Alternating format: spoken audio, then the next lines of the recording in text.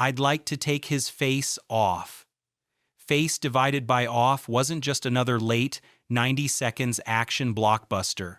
It was a fever dream of identity, obsession, and violence, wrapped in balletic gunfights only John Woo could deliver.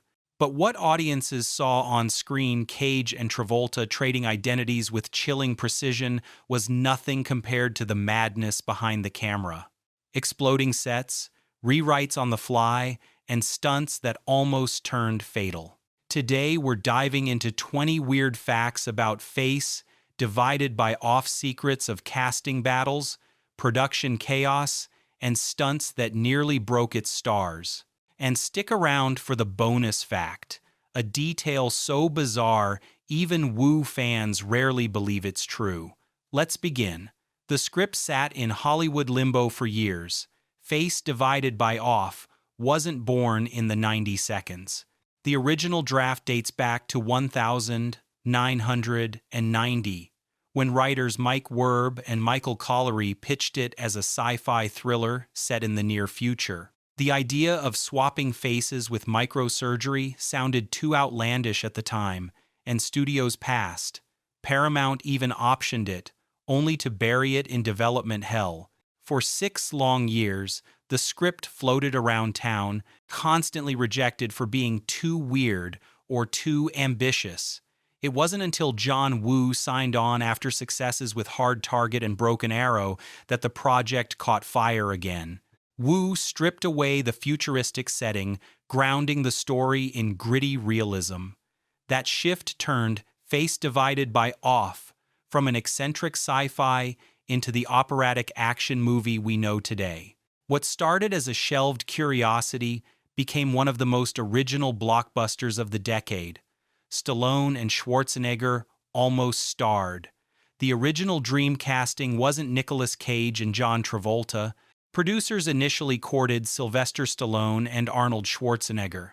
Imagine Stallone snarling, "I want his face off." The problem? Their on-screen personas were too similar, audiences wouldn't buy into the identity swap. The studio moved on to other pairs, Michael Douglas and Harrison Ford, Al Pacino and Robert De Niro, even Jean-Claude Van Damme and Steven Seagal were rumored. It was only when Travolta, fresh off Pulp Fiction, showed interest that momentum returned. Cage followed, intrigued by the psychological madness of playing both villain and hero. Their differences, Cage's manic energy versus Travolta's calculated smoothness, made the face swap premise work. Not Stallone's granite jaw, not Arnold's Austrian growl. Instead, two actors hungry to reinvent themselves made movie history. Nicolas Cage nearly quit during filming. Cage originally signed on to play Castor Troy, the flamboyant terrorist. But when he learned he'd spend most of the movie playing Sean Archer, his enemy's straight-laced persona, he balked. "I don't want to be the good guy," Cage reportedly told producers. He feared losing the chance to indulge in Castor's wild, villainous antics. John Woo calmed him by emphasizing the duality. Cage would get to play both roles, sometimes switching emotional gears mid-scene. The promise of exploring extremes convinced him to stay. Ironically, Cage's conflicted energy bled into the performance. His Archer, inside Troy's body, often feels like a man trapped, clawing against the straitjacket of heroism. That tension made his portrayal unforgettable. A casting near disaster turned into one of the strangest dual performances of the 90 seconds. The church shootout was almost cut. One of Face, divided by off's most iconic sequences, the gun battle in a church with doves fluttering through gun smoke, nearly didn't make the final cut. Studio executives worried it was too stylized and dragged the runtime. John Woo, famous for blending religious imagery with action, fought fiercely. He insisted the scene wasn't just spectacle, it was the film's spiritual core. "Doves represent the purity of the soul," Woo explained. Cutting it would strip away the operatic tone he envisioned. Against pressure, Woo held firm, even threatening to walk. Paramount relented. Today, the scene is hailed as pure woo, chaotic yet poetic. Bullets shredding stained glass while innocence flutters above. It's hard to imagine face divided by off without that surreal collision of violence and beauty. The prison riot was a production nightmare. The futuristic prison sequence where magnetic boots keep inmates tethered was brutal to shoot. The set was built inside an abandoned naval shipyard with heavy iron floors that echoed painfully with every step. The actors wore 15-pound boots fitted with magnets, forcing them into awkward gaits. Cage reportedly bruised his ankles after repeated takes. The riot itself escalated into chaos. Extras playing inmates went too far, throwing real punches and nearly injuring stuntmen. John Woo shot the scene with multiple cameras rolling non-stop, capturing unpredictable moments of violence. By the end, the cast was battered, exhausted, and covered in bruises. What looks like tightly choreographed action on screen was, in reality, controlled mayhem. That raw energy bleeds through, making the prison break one of the most visceral sequences in the film. John Woo snuck in his Hong Kong style. When Paramount hired John Woo, they expected a straightforward American action movie. What they got was a director determined to bring Hong Kong cinema sensibilities to Hollywood. Woo insisted on choreographing shootouts like ballet, slow-motion dives, dual pistols blazing, and operatic symbolism. Studio execs were baffled. They argued American audiences might not get the stylization. Woo ignored them. He filmed sequences with multiple cameras, capturing action from every angle, then cut them together like dance. The result? Gunfights that feel lyrical instead of mechanical. The imagery of mirrors, doves, and fire all hark back to Woo's earlier films like The Killer.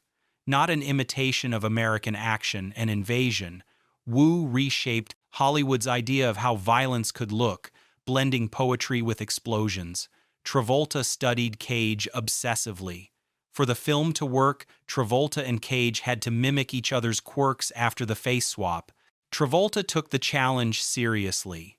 He spent weeks watching Cage on set, noting everything from the way he tilted his head to how he flared his nostrils before shouting. Travolta later admitted, "I was basically playing Nick playing me." Cage did the same, studying Travolta's smooth hand gestures and clipped speech. The eerie result is two actors seemingly possessed by each other. Viewers often forget they're watching Cage as Archer or Travolta as Troy. The transformations feel seamless. That obsessive mimicry gave the film its surreal psychological weight. Without their strange performance swap, the premise might have collapsed under its own absurdity. Instead, it became a high-wire act that dazzled audiences. The speedboat finale nearly killed a stuntman. The climactic speedboat chase, one of the most expensive action sequences of the 90 seconds, was riddled with danger. The boats crashed at 80 miles per hour, slamming into piers and flipping in explosions of fire.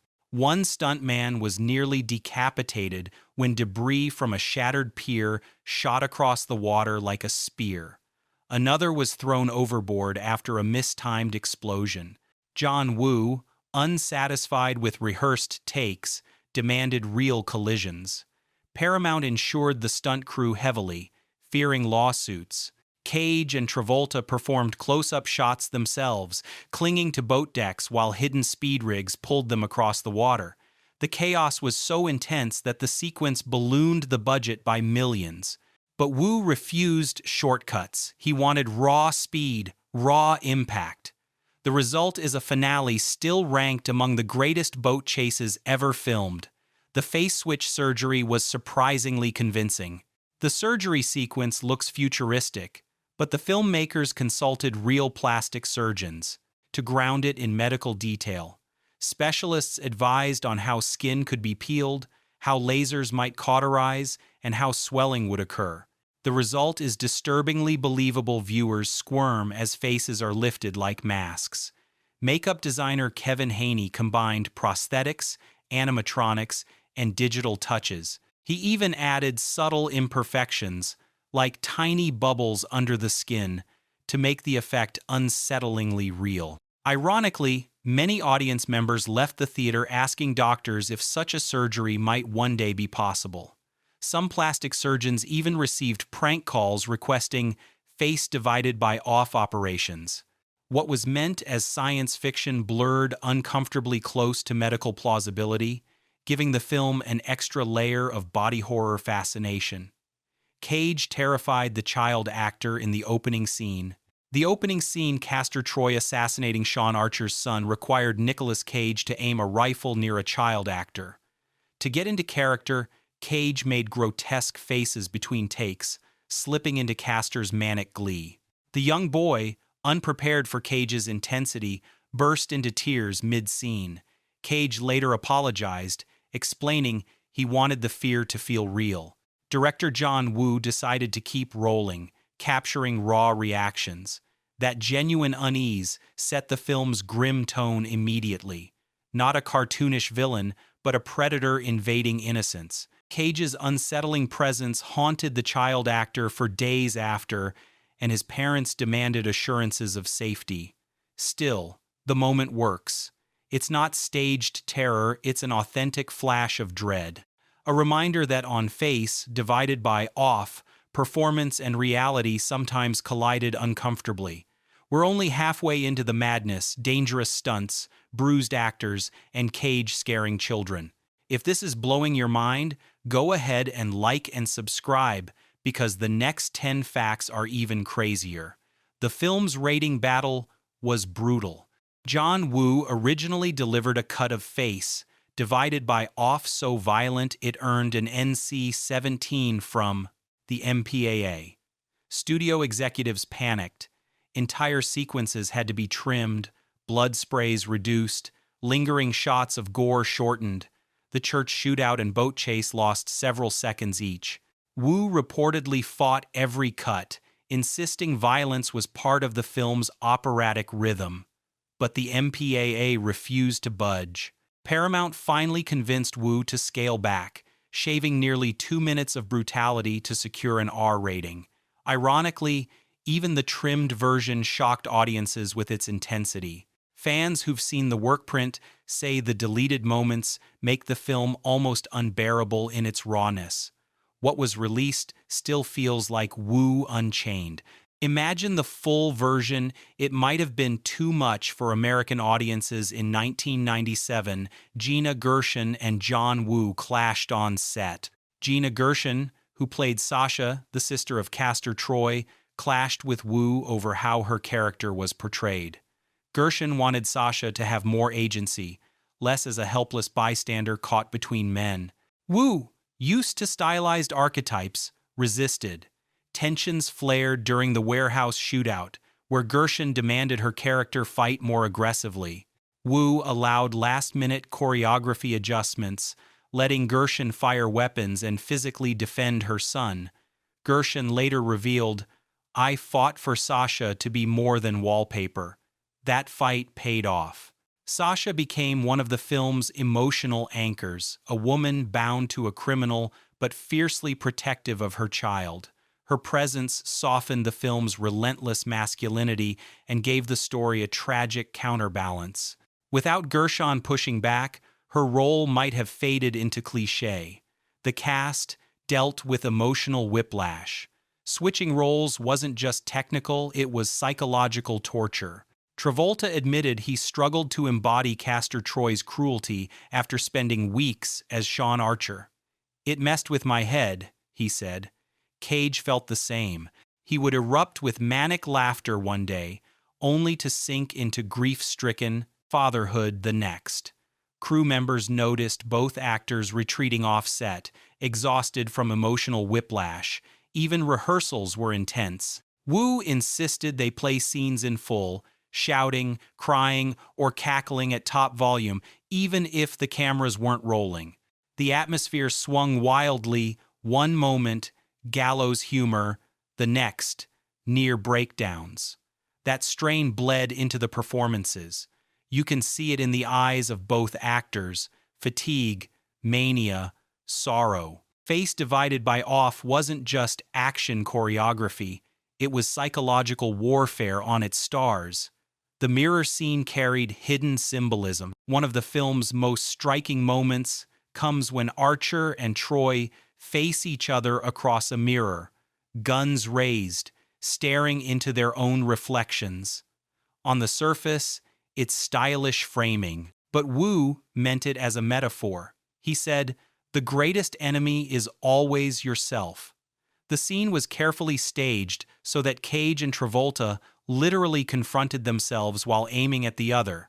Cinematographer Oliver Wood lit the reflections brighter than the actors, emphasizing identity confusion. Studio execs wanted it trimmed too arty for an action film, but Woo insisted it stay. Today, it's studied in film courses as an example of action cinema carrying philosophical weight. Beneath the explosions, Face Divided by Off meditates on self, identity, and the horror of becoming the thing you hate. The Castor Troy dance was improvised.